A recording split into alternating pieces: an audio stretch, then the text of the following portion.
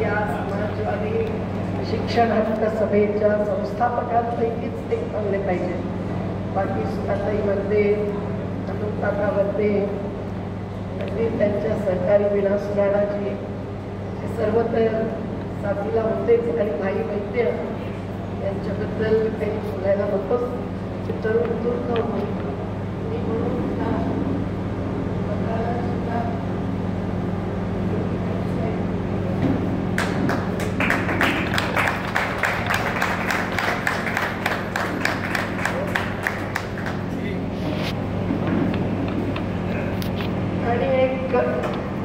स्वागत करते डॉक्टर अभिजित वैद्य यांचं. कारण काही ते तरुण तुर्कच होते अखेरच्या क्षणामध्ये. आम्हाला आठवतंय की नर्मदेच्या खोऱ्यामध्ये अंधारी रात्री सुद्धा पहाडामध्ये पोचणारे असे भाई वैद्य आणि समाजवादी विचारांना बांधील असलेले अखेरपर्यंत असे लढवय्ये बाई त्यांच्या कार्याचे वारस म्हणून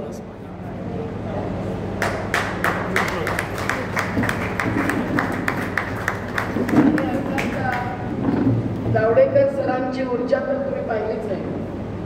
एक प्रकारची युवा ऊर्जा आणि त्यांच्याच त्या ऊर्जेतून हा कार्यक्रम घडवून आलेला आहे. म्हणून त्यांनी सुद्धा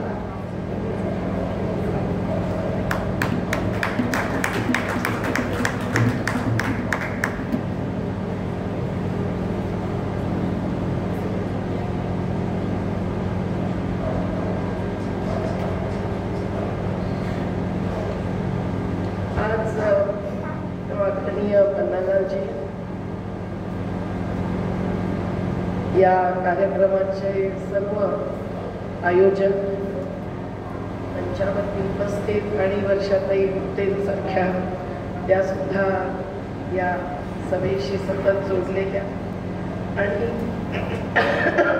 उपस्थित रमेश पाटीलजी, सुरेखाताई खरे, अभिजित वैद्यजी आणि आपलं घर इतके वर्ष अगदी स्वावलंबी पद्धतीने चालवून हजारो विद्यार्थ्यांना पुढे नेण्यासाठी मदत करणारे अशा आपलं घरचे विलास भाऊ आणि सर्व सहकारी या सर्वांचं मी अभिनंदन करते. आणि ही एक संधी आपल्या सर्व समाजवादी साथींशी संवादाची उपलब्ध करून दिली आहे. तेव्हा आपलं फार मोठं एक आव्हानात्मक कार्य पुढे नेणं हाच या सभेच्या संमेलनाचा उद्देश आहे. उद्या राममनोहर लोहिया आणि शहीद आझम भगतसिंग यांचं सुद्धा स्मृती दिवस होणार आहे. आणि अशा परिस्थितीमध्ये आपण आहोत की खरोखर शिक्षण म्हणजे काय आणि आपल्या देशाच्या विकासामध्ये शिक्षणाचा पाया कसा असावा कसा नसावा आणि त्यातून आपली खरोखर नवी पिढी आपण कशी पुढे न्यावी आणि कुठल्या चुकीच्या दिशेने तिला घेऊन जाणं हे आपण होऊ देता कामा नये याबद्दलची एक चर्चा संवाद हा संवेदनेने आणि एक आव्हानात्मक परिस्थितीमध्ये पुढे नेणं हे अत्यंत आवश्यक आहे. आणि म्हणून या चांगल्या उद्देशाने आज आपण एकत्र आलेलो आहोत. समाजवादी साथी गाती एका आवाजात ध्येयाचे गीत अवघ्या आकाशात असं केवळ गीत गाऊन चालणार नाही. खरोखर एकजुटतेने आज समाजवादी सत्तावादी ही विचारधारा जी आपण अनेकांनी कशी स्वातंत्र्य चळवळीच्या दरम्यान आणि स्वातंत्र्य मिळाल्यानंतर सुद्धा हिमतीने स्पष्ट भूमिका घेऊन पुढे नेली. त्याचं मर्म काय होतं, त्याचं मर्म काय होतं, त्याचं कर्म काय होतं हे आपण जाणतो. आणि म्हणून समाजवादियांचा तो इतिहास ज्याचे आई वडीलही आमचे असल्यामुळे मी सुद्धा एक छोटीशी साक्ष आहे. पण आझादीनंतर जन्मलेल्या आम्हाला सगळ्यांना माहिती आहे की कशा प्रकारे समाजवाद आणि धर्मनिरपेक्षता हे दोन शब्द नव्हे, ती दोन मूल्य ही फार उशिराच त्या मनाने म्हटलं पाहिजे 1976 मध्ये संविधानाच्या प्रस्तावनेमध्ये प्रतिबिंबित झाली. पण तरी सुद्धा खरोखर आजच्या परिस्थितीमध्ये संविधानाची ती प्रस्तावनाच नव्हे तर ती मूल्यांची चौकट, ते मूलभूत अधिकार आणि अगदी मार्गदर्शक सिद्धांत सुद्धा यांचं पालन होत आहे का, हे एकेका क्षेत्राचा आढावा घेत घेत आपण पाहतो. त्यावेळेला शिक्षण क्षेत्र हे अत्यंत महत्त्वाचं क्षेत्र असल्याचं आपल्या सर्वांना जाणवल्याशिवाय राहत नाही.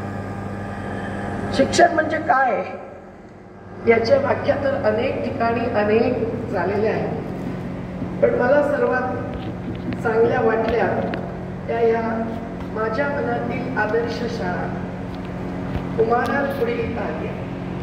साने गुरुजींनी स्वतः लिहिलेल्या त्या 1,400 पुस्तकांच्या पैकी एक पुस्तक, ज्यासाठी जेलमध्ये जाणंच आवश्यक असतं असं साने गुरुजींनी आम्हाला सुद्धा सांगून ठेवलेलं आहे. इथे गेल्यावर लिहायची संधी मिळते. पण सर्व अशा प्रकारचं लिखाण शिक्षण क्षेत्रामध्ये विद्यार्थ्यांसाठी केलेले साने गुरुजी, त्यांनी सुद्धा या ज्या व्याख्या एकत्रित केल्या होत्या त्या 3 व्याख्या छोट्याशा पण फार महत्वाच्या वाटल्या. त्या अधोरेखित करण्याची गरज आहे.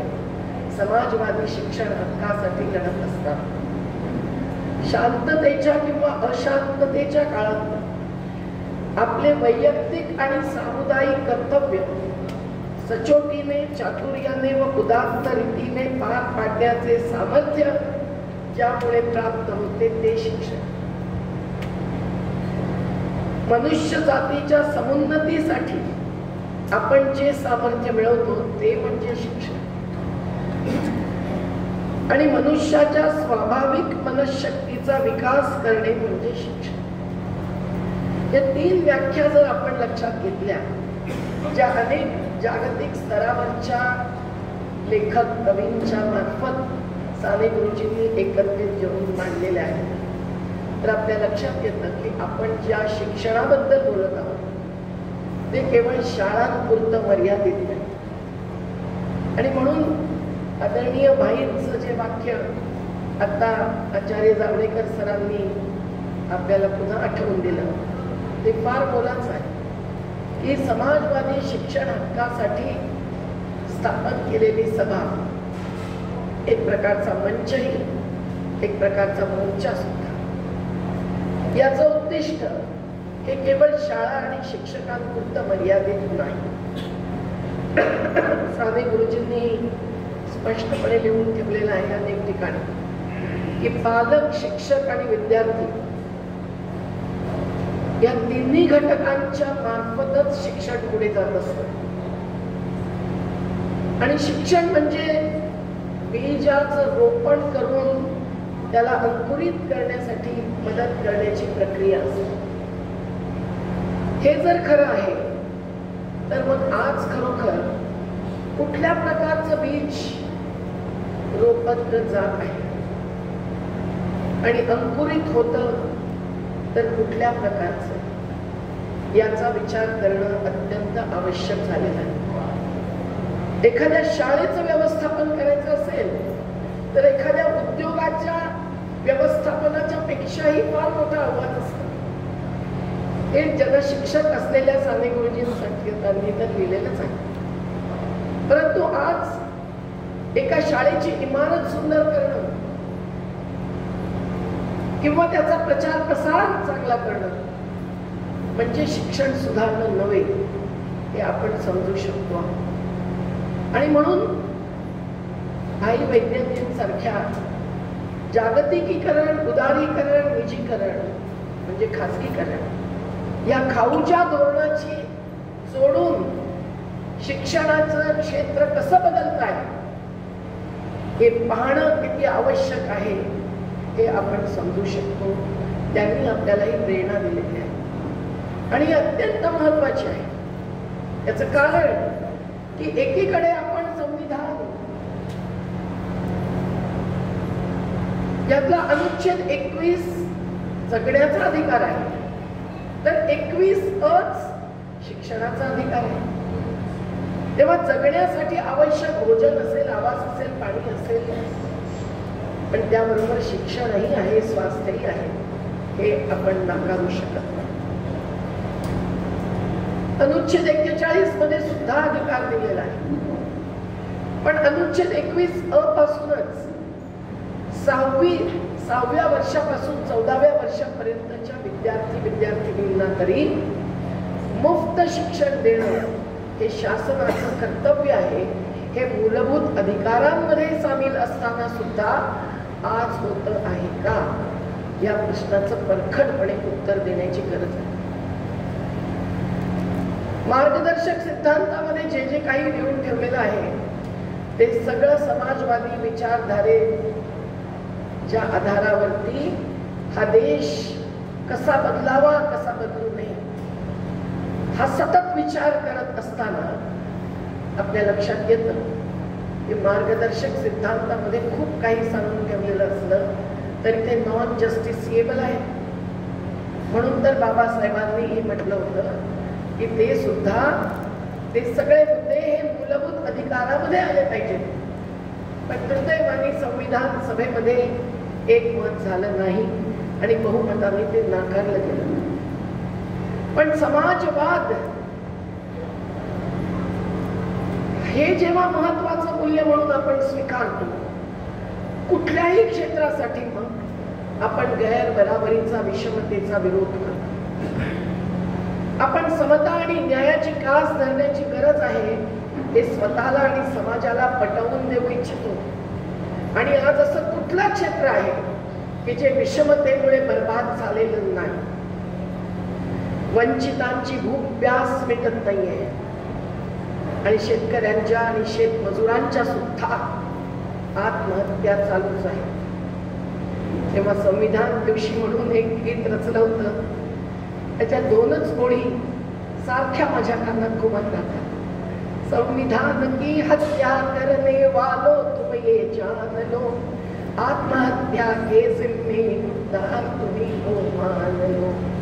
वंचितों की भूख प्यास जब मर मिटती है देख लो, उनके ही अधिकार समझकर हिम्मत से जवाब दो.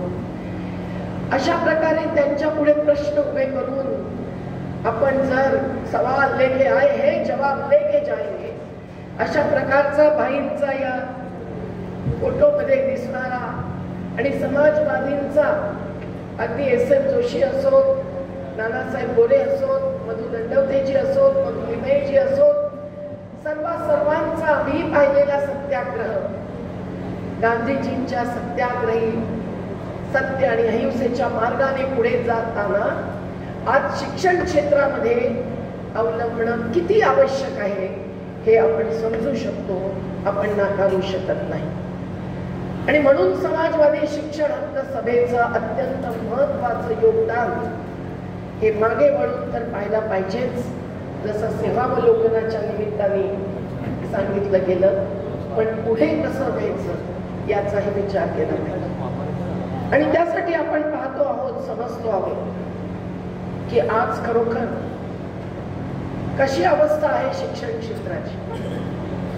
म्हटलं तर शाळांची संख्या खूप वाढलेली आहे, म्हटलं तर लिटरसी सुशिक्षितांची संख्या सुद्धा कमी अधिक वाढलेली आहे.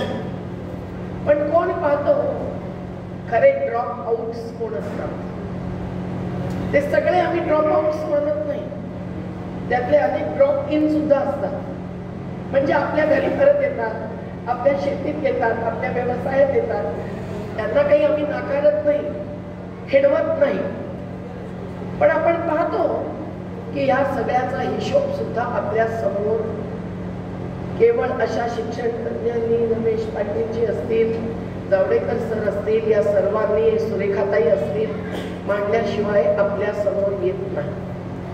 समाजाच्या समोरही खरंच चित्र पुढे येत नाही. जे कर्तव्य आपलंच आहे, केवळ शासनाचं नाही, समाज कार्यकर्त्यांचं आहे. त्यात शिक्षकही आहेत, त्यात पालकही आहेत आणि त्यात युवा विद्यार्थ्यांची सेना सुद्धा असली पाहिजे. हे एवढ्यासाठी की आज खरोखर परिस्थिती अशी झालेली आहे की सरकारची जबाबदारी असताना मुफ्त शिक्षण तर सोडूनच द्या, पण सरकारी शाळाच या ना त्या निमित्ताने संच काय म्हणतात ते संच मान्यता वेगवेगळे निकष आणि कसोट्या लावून सरकारी शाळा बंद करण्याचं घातलं. हे एक कारस्थानिक कार्य आहे. मध्य प्रदेशमध्ये आता मी जास्त काम करते आहे, तिथे आम्ही पाहतो आहोत की सीएम राईस स्कूल असं नाव देतात. प्रत्येक योजनेला आता सीएम पीएम हेच नाव देतात. पण काय आहे त्या सीएम राईस स्कूल्स? इथे कॅम्पस बनवतात. हे कॅम्पस मध्ये खरोखर कोणाला आणण्यासाठी सगळी व्यवस्था होते. पहाडामध्ये जिथे आमच्या सातपुड्यात नंदुरबार जिल्ह्यामध्ये जीवनशाळा गेली 30 वर्ष चाललेले आहेत, 32 वर्ष. त्या सगळ्या शाळांमध्ये 100 ते 125 विद्यार्थी प्रत्येकात शिकतायत. 6000च्या वर मुलं शिकून गेलेली आहेत. क्रीडापटू झालेली आहेत, शिक्षक झालेत, कार्यकर्ते झालेत, काही सरकारी अधिकारी झालेत, कोणी डॉक्टर झालाय.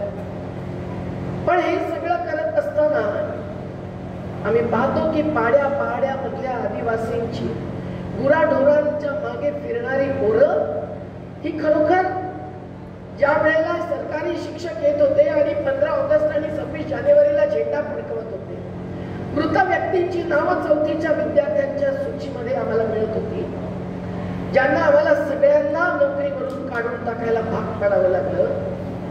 तेव्हापासून एका वेगळ्या दिशेने जात असलेल्या समाजातली ही पिढी शिक्षण क्षेत्रामध्ये आणण्यासाठी किती कष्ट करावे लागले. अगदी अफजल खाननी त्यांना आपण श्रद्धांजली दिली आहे.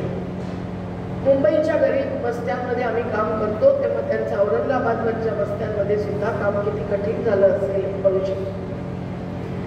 आमच्या घर बचाव घर बनाव आंदोलनातर्फे ज्या वेळेला 10,000 कुटुंबांच्या वस्तीमध्ये एक शाळा नाही, एक आपला दवाखाना नाही, म्हणण्याला आपला दवाखाना, पण तो तुटलाच होतो. हे सगळं चित्र पाहून प्रत्येक साठी लढावं लागतं. त्यावेळेला आपण समजतो की कशा प्रकारे ही वंचना, ही विषमतेच्या आणि अन्यायाच्या पोटी आणि दलित आणि आदिवासींच्या संदर्भात अगदी कायद्याच्या भाषेत बोललं तरी सुद्धा अत्याचाराच्या निमित्ताने होते आहे. आणि म्हणून हा मुद्दा आज उठवणं अत्यावश्यक आहे की सरकारने जी जबाबदारी पार पाडण्याच्या ऐवजी उलटी दिशा घेतलेली आहे आणि खरोखर सरकारी शाळा बंद करणं, त्यातही आमच्या गरीब वस्त्यांमधल्या उर्दू शाळा पहिल्या बंद होतात. आता हे काय सांगण्याची गरजच नाही. बुलडोझर कुणाच्या घरावर फिरतो, बुलडोझर कुणाच्या शाळेवर फिरतो हे आपण जाणतोच. तेव्हा अशा प्रकारे एक शाळा बंद करणं. रायगड जिल्ह्यामध्ये किती 400हून अधिक संदीप पाटील इथे बसलेले होते, तरुण कार्यकर्ते, ज्यांनी हा मुद्दा उठवला रायगड जिल्ह्यामध्ये शिक्षकांना बरोबर घेऊन. तर शिक्षक सुद्धा घाबरतात. हे सगळेच जण सांगतात की आम्ही जर का याबद्दल प्रश्न उठवला ना तर आम्हाला कधीच कुठेच रोजगाराचं साधन मिळणार नाही. तेव्हा हिमतीने हा मुद्दा उठवणं की शिक्षक असो, पालक असो की विद्यार्थी असो, युवा, की सरकारी शाळा बंद करणं हे संविधान विरोधी आहे आणि आम्ही हे मान्य करणार नाही. हे आज आवश्यक आहे. त्यासाठी समाजवादी शिक्षण हक्कासाठी सभेचा फार मोठा आव्हानात्मक प्रयोग आपण पुढे नेला पाहिजे. आपण पाहतो आहोत की कशा प्रकारे नवीन शैक्षणिक धोरण आलं, पण अभ्यासक्रम कसा बदलतो. CBSE मधल्या अभ्यासक्रमामध्ये अडाणींचे पूर्वी अधिकारी होते, आता लेफ्टनंट गव्हर्नर झाले, आमच्या मागे सतत टोचत असतात. पण त्यांनी शिकायत केली आणि स्मृती इराणींनी नर्मदा आंदोलनाचा धडा काढून टाकला तर